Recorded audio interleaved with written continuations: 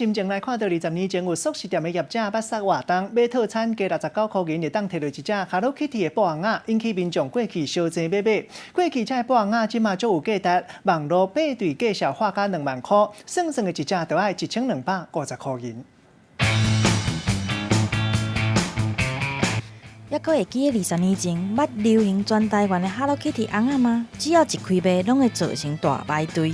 素食店的业者伫咧1999年限量来杀出买套餐加介绍，就会当炸走 Kitty 的翁仔，有各种的形体，引起真侪人来收集。当时上少卖出1200万只，但是即马这的翁仔面身价是翻几落倍。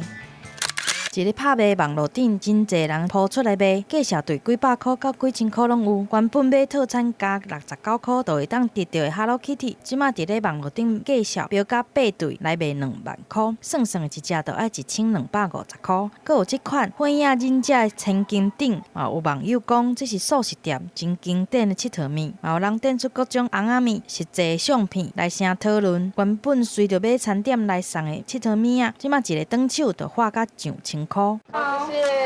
还有啦，这边，这么多。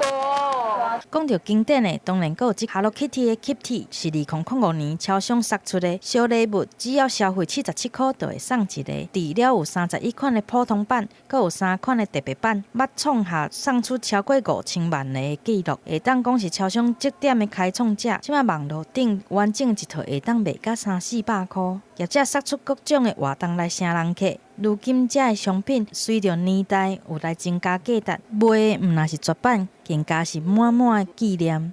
记者综合报道。